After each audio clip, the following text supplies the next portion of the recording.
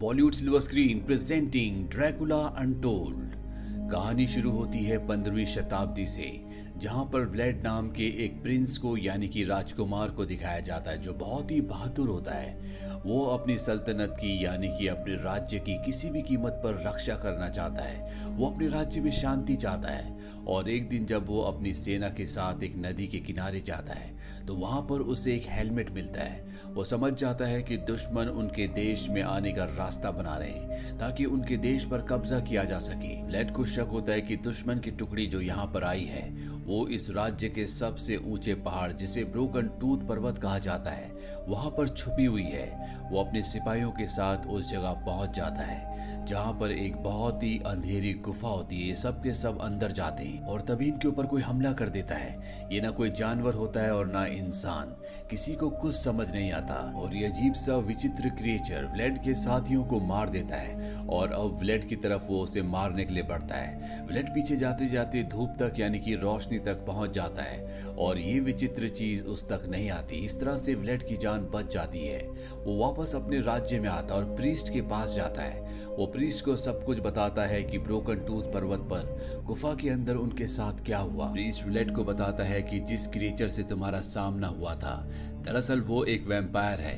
ये कई साल पुरानी बात है जब वो इंसान था और वो शैतान की बातों में आ गया। इस इंसान ने कामयाबी और पावर के लिए शैतान की बात मान ली और अब वो हमेशा के लिए उस गुफा में बंद है। वो तब तक आजाद नहीं हो सकता जब तक उसे उसी की तरह कोई दूसरा इंसान ना मिल जाए जो पावर के लिए और कामयाबी के लिए उससे समझौता करे, उसकी सारी शक्तियां ले ले।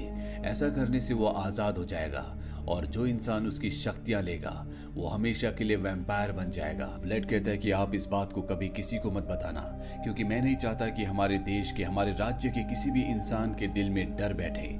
अब कुछ वक्त बीत जाता है और ईस्टर का दिन आता है जब व्लेड अपने परिवार के, अपने साथियों के साथ डिनर एंजॉय कर रहा होता है। अभी दूसरे देश का एक सैनिक इनके पास आता है जो देश बहुत ही शक्तिशाली है।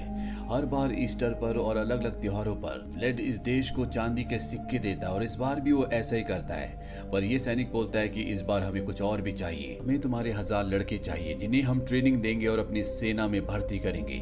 लेकिन व्लेड इसके लिए साफ साफ मना कर देता है और कहता है कि मैं तुम्हारे किंग से बात करूंगा। और अगले दिन वो किंग के पास पहुंच जाता है जिसका नाम मेहमद II है। ये बहुत ही पावरफुल है। व्लेड उसे कहता है कि मैं अपने लोगों को तुम्हें नहीं दे सकता।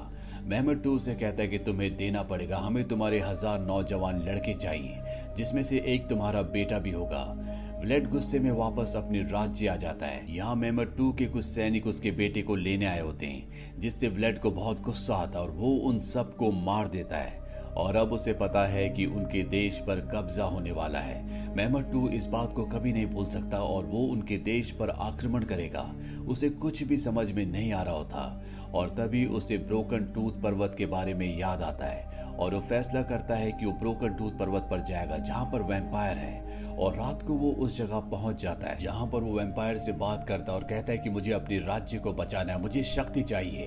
वैम्पायर कहता है कि मैं तुम्हें शक्ति दे सकता हूँ, तुम्हें इस रक्त के कटोरे को पीना होगा जिससे तुम्हारे अंदर 3 दिनों के लिए वैम्पायर की ताकत आ जाएगी। लेकिन अगर तुमने 3 दिनों के अंदर किसी भी इंसान का खून पिया जो कि तुम्हें पीने का बहुत मन करेगा तो तुम हमेशा के लिए वैम्पायर बन जाओगे। मैं इस गुफा से आजाद हो जाऊंगा और इसके बाद दुनिया में वैम्पायर्स बढ़ते ही चले जाएंगे। व्लेड को किसी भी कीमत पर अपने राज्य को, अपने राज्य की औरतों को, बच्चों को और अपने परिवार को बचाना है। उसे पूरा विश्वास है कि वो 3 दिनों तक कंट्रोल कर सकता है। इसीलिए वो वैम्पायर की शर्तों को मान लेता है और रक्त के कटोरे को पी लेता है जिसके बाद वो बेहोश हो जाता है और जब उसे होश आता है तो वो जंगल में होता है। अब वो वैम्पायर बन चुका है, उसके अंदर बहुत शक्तियां हैं। साथ ही जंगल में जितने भी चिमगादड़ होते हैं वो सब उसका हुक्म मानते हैं, यानी कि वो जैसे चाहे उन्हें इस्तेमाल कर सकता है। व्लेड अपने राज्य वापस आ जाता है और ठीक उसी वक्त दुश्मन की एक बहुत बड़ी टुकड़ी इनके राज्य पर हमला कर देती है। व्लेड के पास इतनी सेना नहीं है कि वो उस टुकड़ी का सामना कर सके, इसीलिए व्लेड खुद ही महल से बाहर निकल जाता है और वहां पर जितनी भी दुश्मन देश की सेना होती है उनसे अकेले लड़ना शुरू करता है और एक एक करके वो हजारों सैनिकों को मार देता है।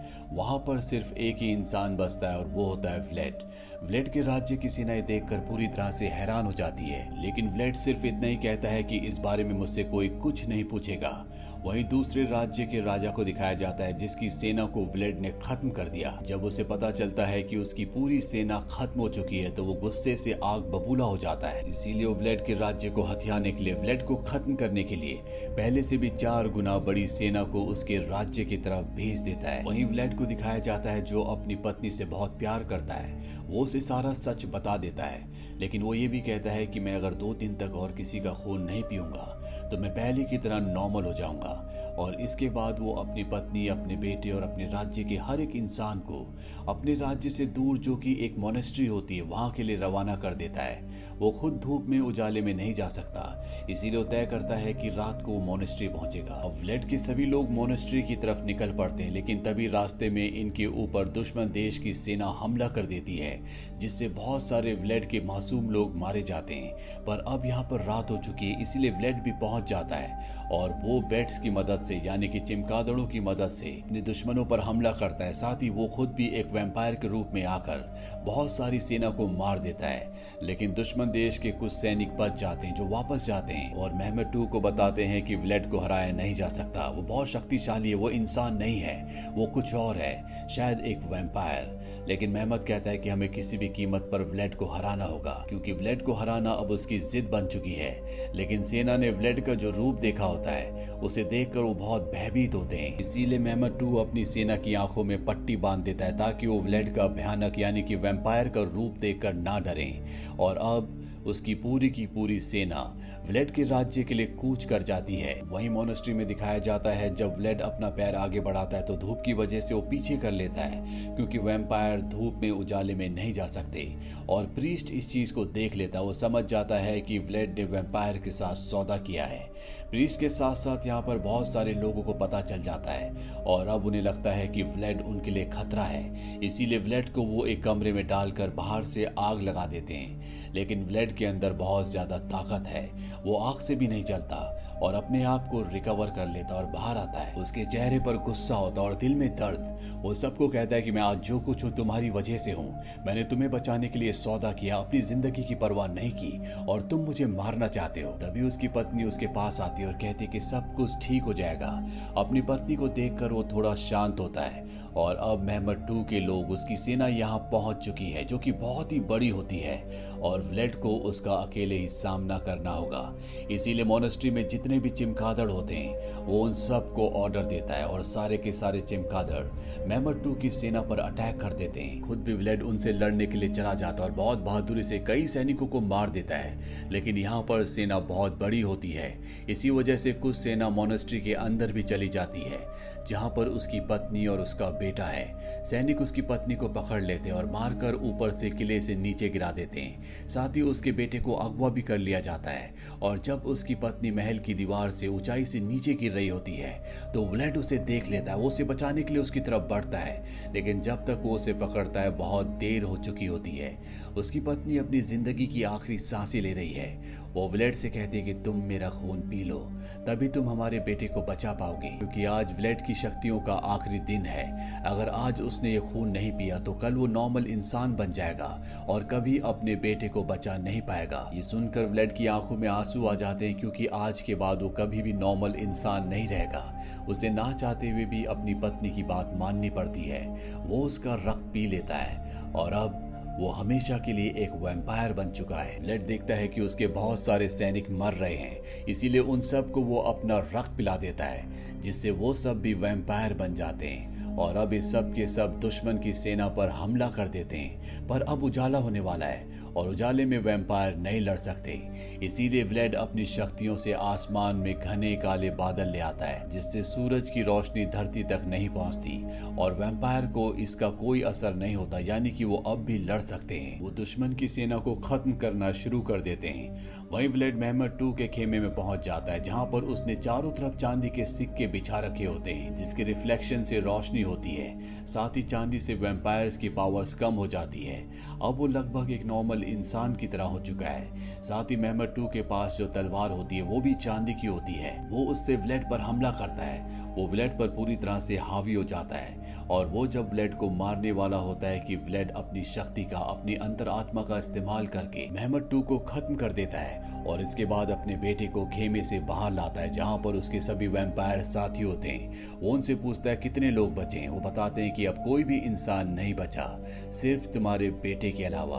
वो समझ जाता है कि ये लोग उसके बेटे को, यानी कि ये सब वैम्पायर्स उसके बेटे को भी मारना चाहते हैं क्योंकि वो इंसान है। लेकिन जो उसके बेटे की तरफ बढ़ता है व्लेड उसे मार देता है, जिससे बाकी सभी वैम्पायर्स डर जाते हैं। यहाँ पर अब प्रीस्ट भी आ जाता है। व्लेड प्रीस्ट से कहता है कि मेरे बेटे को यहाँ से दूर ले जाओ, पर वो जानता है कि वैम्पायर्स उसके बेटे को और प्रीस्ट को यहाँ से जाने नहीं देंगे। इसीलिए वो अपनी शक्ति से जो आसमान में काले बादल लेकर आया था, जिससे अभी भी रात है, वो उन बादलों को वहां से हटा देता है, जिससे चारों तरफ धूप की रोशनी फैल जाती है और यहाँ पर जितने भी वैम्पायर्स होते हैं वो सब के सब जलना शुरू हो जाते हैं, जिसमें खुद व्लेड भी होता है। और इस तरह से सभी वैम्पायर्स का खात्मा हो जाता है। व्लेड का बेटा अपने पिता को मरता हुआ देखकर बहुत दुखी होता है। प्रीस्ट इसके बाद व्लेड के बेटे को राज्य ले आता है। सबको पता है कि व्लेड ने अपनी जान देकर अपने राज्य की रक्षा की है, इसीलिए उसके बेटे को उसकी गद्दी दे दी जाती है, यानी कि अब वो यहाँ का राजा है।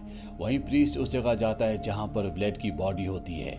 वो उसकी बॉडी को छांव में लाता है और अपना रक्त उसके मुंह में डालता है, जिससे व्लेड एक बार फिर से जिंदा हो जाता है। और इसी के साथ ये कहानी यहीं पर खत्म हो जाती है। ये फिल्म ईयर 2014 में रिलीज हुई थी।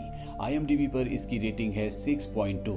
इस फिल्म का बजट था $70 मिलियन और बॉक्स ऑफिस पर इसने कमाई की थी $217 मिलियन की। उम्मीद करते हैं कि ये कहानी आपको पसंद आई होगी।